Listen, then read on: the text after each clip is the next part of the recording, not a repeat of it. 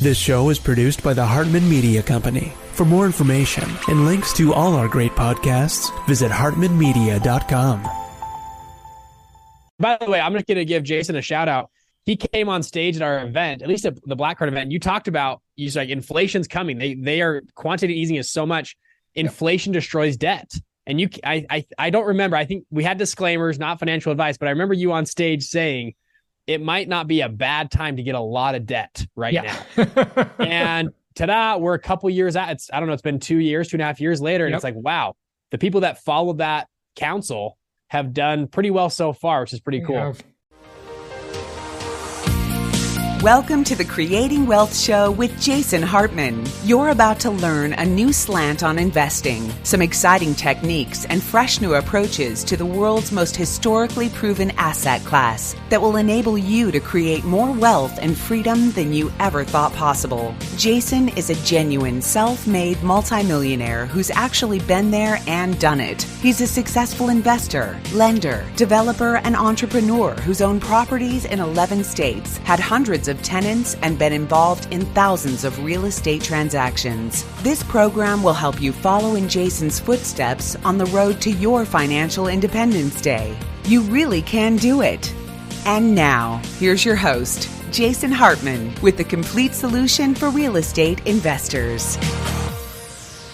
Welcome to episode 2197, and greetings from beautiful Warsaw, Poland. Yes, I've been hanging out here for the last few days, well, several days actually, and I met with a couple of real estate brokers and a real estate developer. Have some things to share with you from that, and it's interesting to see how prices have risen here and how rents have risen here. Now, of course, they had the low interest rate impact, the COVID impact, but one impact they obviously had that you might not be thinking of necessarily is the invasion of Ukraine and a lot of people coming over into Poland. So that has definitely pumped up the real estate market here and in other Polish cities. And one of the brokers I spoke with talked about how prices in one particular property I looked at have doubled and in some cases almost tripled in the past 12 years. So again, the housing shortage is a worldwide issue. It's not just in the U.S., it's in so many parts of the world. But we do see some markets around the U.S. where inventory levels are at pre-pandemic levels. So looking at fall of 2019, and we're seeing about the same inventory levels in some of these markets. Does that mean it's bad? Does it mean there's a crash? Of course not. It's not even close, because 2019 was a fine and dandy market, if you ask me. Lots of business was being done in 2019. There was certainly no crash in 2019. So again, the crash bros, you got to temper what they say because they're just so darn wrong all the time. It's absolutely crazy. So today we have more good tips on self-management from our Empowered Investor Pro meeting. But before we get to that, a couple of things. So we've got this proposal out there from you-know-who, this vice presidential candidate, who is now the candidate for the biggest office of all, who has been in power for over 3.5 years and is saying that on day one, she will fix all the problems, but she hasn't fixed them in 3.5 plus years. In fact, she's created a lot of the problems we have. Oh boy, it's just, you can't make this stuff up. You can't write fiction this good. But guess what? One of these proposals that a lot of you are asking me about is this proposal to provide more affordable housing by basically handing people $25,000. We also know that as the price of housing has gone up, the size of down payments have gone up as well. Even if aspiring homeowners save for years, it often still is not enough. So while we work on the housing shortage, my administration will provide first-time home buyers with $25,000 to help with the down payment on a new home. We can do this, all to help more Americans experience the pride of home ownership and the financial security that it represents and brings. In a market where we have a housing shortage and we have no problem with demand, I mean, demand isn't as good as it used to be before the rates went up and the cost of money tripled, of course, but demand is still definitely outstripping supply. Why do we know this? Because prices have gone up dramatically since the cost of money tripled, and prices are still going up in many, many markets. And even though we see finally a supply increase in some new housing inventory, we're not seeing that in any significant way in the resale inventory. And so we just make the problem worse. But I want to say, congratulations to all of you. Congratulations to me. If you hand everybody an additional $25,000, then I guess that means we can all raise our prices another $25,000 because now we know the marketplace has more money to spend. What if they just gave everybody $200,000? Then everybody could raise their price by $200,000. I mean, these ideas that come out of Washington are just freaking dumb. These people, you can tell, they have never spent any time in the free market. They have never really spent time in a business. They have only spent time in the world of theory, this theoretical, dumb world that they just have no practical experience. It's just terrible. Okay, so that's one thing. And now another thing. I want to talk to you for a moment about illegal immigration, a very hot topic, obviously. And as we see this, we've seen about 10 million people come into the U.S. since she has been in charge of the border.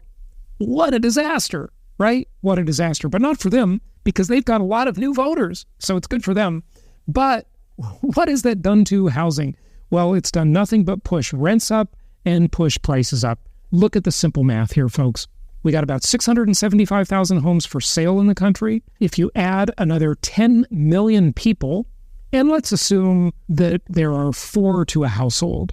There's probably more in some cases for sure, but let's just assume there are 4 people to a household. That's 2.5 million new households needed in a market where the for sale inventory is only about 675,000.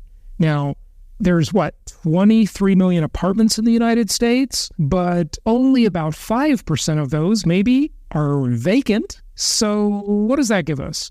That gives us some decent inventory. That gives us about 1 million apartments, right? You know, these are super rough numbers here, no calculator being used. And so you basically have a situation where all of this immigration, and that's only the illegal part we talked about, or sorry, as Hillary says, the workers without papers part. The legal part is in addition to all of this, and that 10 million number is only the number that is known or being counted, right? It's probably 12 million, maybe 11 million in real life, maybe even more. I don't know. Nobody really knows, right? So just think about what that's done to housing. And everybody, these same exact voters are complaining about the lack of housing affordability and why something needs to be done.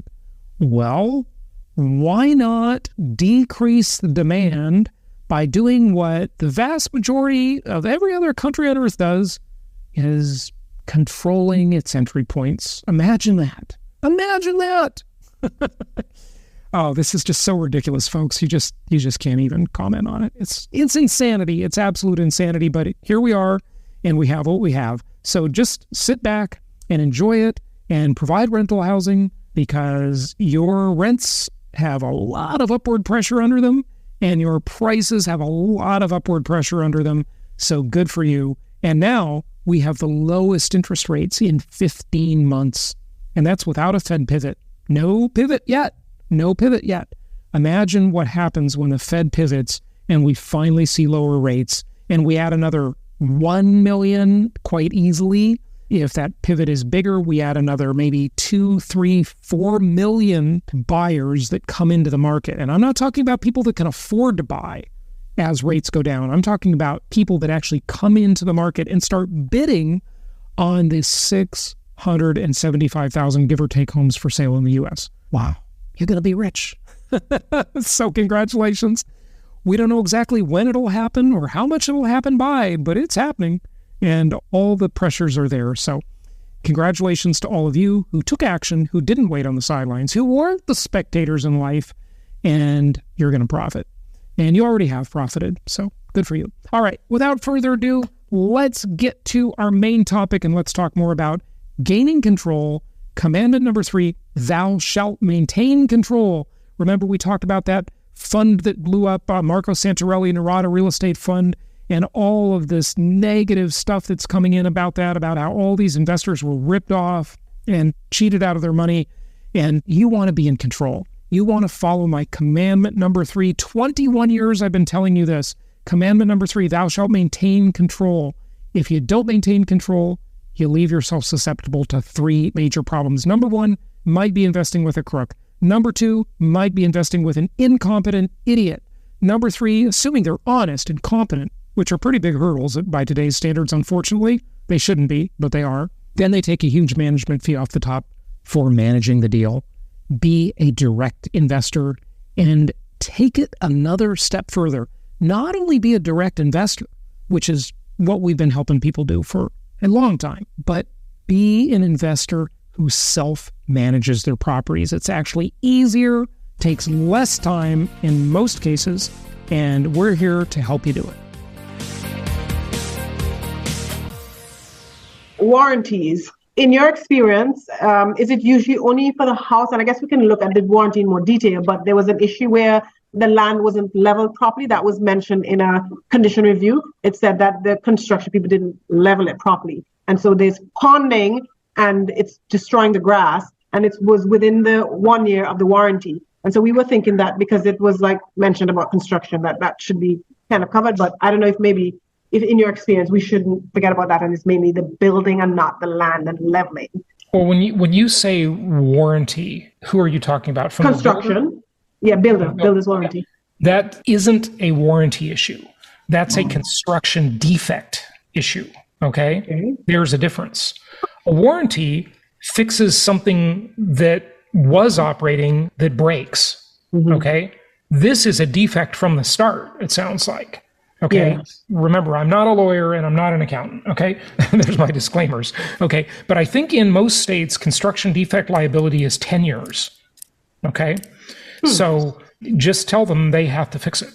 Okay. What state is it in? This is Florida. And it's in a flood zone. And so there's more water. And we knew that. But they're like, oh, this December 19th has passed. But we have been trying to get them to address this issue. It doesn't matter December 19th. This is not a 1-year warranty. It's a construction defect. Okay.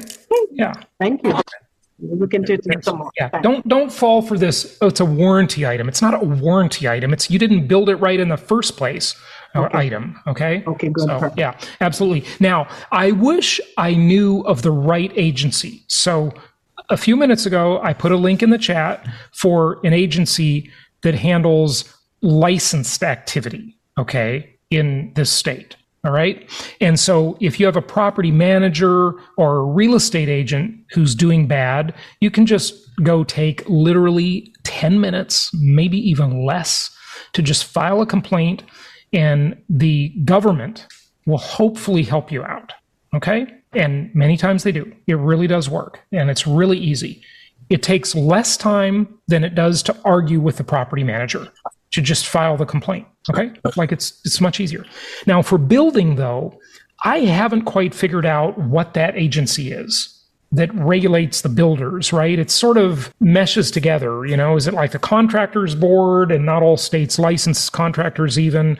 I really don't know. If you can figure that out, please let us know. Okay. Just Google it and say, you know, what government agency helps people with construction defects? Okay. The idea is you don't want to have to hire an expensive lawyer. You pay taxes, use the government. You're paying taxes already. Okay. So they should help you. Right. And, you know, many times they do. I mean, it's worked great for a lot of our clients. Okay. I know Mufaya, it's worked for him. Just do that. But that's not a warranty item. Don't let them tell you that. It's a construction defect item. Thanks, Jason. All right. Okay. The Florida Department of Business and Professional Regulation is in charge of regulating and licensed construction professionals. So that would probably help. Excellent. Thank you for that, Lisa. Okay, so this is a book that I read last year, and I kind of got interested in it again through a discussion I was having with someone. One of the things the author talks about is that, well, let me just read you something from and this is not from the book. It's from a handout that's about the book, okay? Living is deliberate, dying is on autopilot. And he says, my overarching goal is to get you to think about life in a more purposeful, deliberate manner. Instead of simply doing things as you and others have always done, yes, I want you to plan for your future, but never in such a way that you forget to enjoy the present. We all get one ride on this roller coaster of life. Let's start thinking about how to make it more exciting, exhilarating, and satisfying as it can be. right? And he says, I'm certainly not trying to tell you that one set of experience is better than another, just that these should be deliberate, right? And he talks about memory dividends, okay? So one of the things he talks about is he talks about how life is really about memories, and memories come from experiences, and experiences cost money, okay? So that's kind of the pattern, right? And so you do need money to have more and better experiences, right? And so this part is called memory dividends. He says, when you buy stock in, say, IBM, you're hoping that you'll be able to sell the stock later for more than you bought it for, or at least earn some dividends that IBM issues to shareholders. A teeny tiny fraction of the company's profits each year are the dividends, right? Experiences have many of the shared properties as financial investments, one of which is called memory dividends. Experiences yield dividends because we humans have memory. We don't start every day with a blank brain like characters in so many sci-fi movies. We wake up every morning preloaded with a bunch of memories that we can access at any time, mainly to get around and navigate the world. The memory dividend is so powerful and valuable that tech companies are monetizing it and creating billions of dollars in wealth. Anyone who uses Facebook or Google Photos sees the occasional alert that says, on this day, 3 years ago message. And then you tap your memory dividend and it sparks good feelings, right? And a desire to reach out to those who were in the photo with you. The whole process makes you happy and makes you a more loyal customer. Buying an experience doesn't just mean you can buy the experience itself. It is also the sum of all the dividends that experience will bring for the rest of your life. Okay. And I just think this is kind of an interesting way to look at things, because what most of us who are responsible do is we save, right? And we invest. And that's all good. Okay. But there's an important psychological component, and this is not in the book or anything. This is just me talking this part, okay? And, I realized this one a long, long time ago when I was like 20 years old, okay? I was working at Remax in Irvine, California. I was just like this little kid in the office, and Remax at the time was this agency that had all the top producing agents. It's all been watered down. It's not like that anymore, because you had to rent your office or rent your desk at Remax. So you actually had to take a risk to go into business. And, usually all the successful agents worked there. And I took the risk and I went there just, several months into my career. And everybody thought, what is this little stupid kid doing at the office here? Right. And anyway, wait 4 years, and I was one of the top agents. But there was this book that was going around at the time by a guy that I actually interviewed on the podcast decades later. His name is Jerry Gillis, and he wrote this book called Money Love. And one of the agents who has passed away now, her name's Ann Tierney, she hired him to come and do a seminar for us. Okay. She paid him $500, and Jerry Gillis came and did this seminar for all the agents. One of the things he talked about in the Money Love book, which was really quite good, at least in its time, is how you need to reward yourself along the way, right? Don't be such an investor or such a saver that you're not enjoying the fruits of it. Because if you're not doing that, you're not going to set up your subconscious mind to want to do more and to grow bigger and to invest more, right? And to grow your wealth, because you won't have that reward system. So you kind of need to trick yourself a little bit by rewarding yourself along the way. Okay, that's one of the things he definitely talked about. And visualizing and acting like your future self today. Okay. And I got to tell you, I was kind of surprised. I sort of consider myself just a pretty good worker bee. I get up every day and I work really hard. And then during the pandemic, when I was sitting at home by myself for a year, basically, right? One of the things I did is I took out a spreadsheet and I started adding up all my assets and all my net worth. And I'm like, I'm rich. Yeah. I didn't even know how rich I actually was. Okay. And because I really didn't keep track of it. And, I'm kind of thinking like, wow, this sort of snuck up on me. I didn't even realize that. I was just like buying more properties, managing my business, doing my thing. And this kind of like sneaks up on you, and you got to make sure you spend some money to buy those memories and buy those experiences along the way. Because one of the things in the Die with Zero book he talks about is how that is really the richness of life. Okay. And that's why I wanted to bring up that book today. Basically, one of the things he talks about is how in each phase of life, you're trading these three components. So what he talks about is these different phases of life, like when you're 20 to 30 years old and you're 31 to 60 years old or 61 plus, right? If you look at these three different triangles, you see how they sort of change, what's important, right? Like, at the beginning, in your early stage, you've got really good health and you've got lots of time, but you don't have much money. And I remember at that age in my life, I'm like, all I wanted to do is earn more money and make like a dent in the universe, right? That was my big thing for a long time, right? And then as I got more and more wealthy, the irony was I didn't really care about money. Okay, honestly, it's not that big a deal to me, right? When I was this age, I wanted to buy, a Ferrari and all this kind of stuff, right? I just couldn't care less about that stuff now, right? It's just another thing that's going to be another thing to insure, more phone calls, more things to deal with, right? And I just don't want to deal with more things, right? So here at this 31 to 60 stage, it's pretty balanced. You've got a decent amount of money, you've got a decent amount of time, and you've got a decent amount of health, right? But here at this stage, right, you've got lots of money, you've got lots of money, you don't have as much time, and your health isn't as good, right? So he just talks about these different phases, how you should make sure that you kind of balance these things out.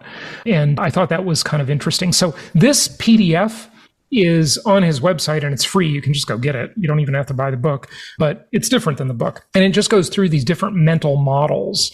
Anyway, I just thought it's kind of interesting, like these different charts of, your wealth is rising, your health is declining, and how this kind of all plays out in life. And he talks about how to use your money while you're alive, right? Rather than having other people decide for you after you're dead. It just kind of flips a lot of these things on their head.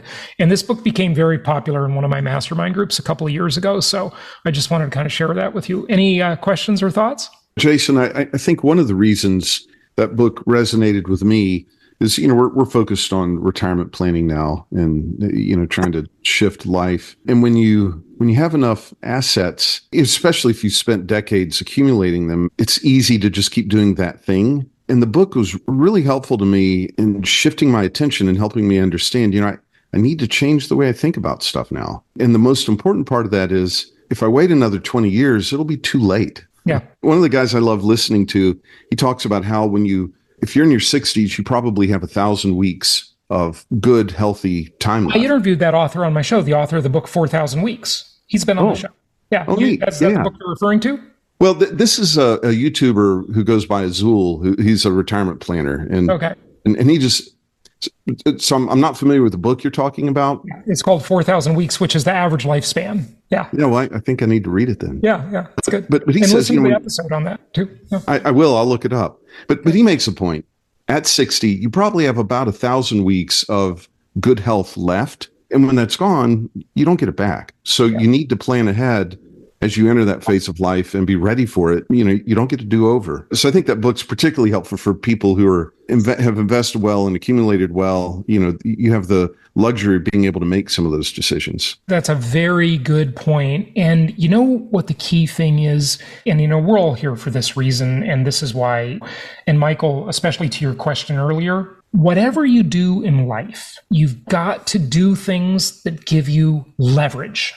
Right? And real estate gives you more leverage than any other thing because you use mostly someone else's money, then you delegate the debt repayment to someone else again, called the tenant, right?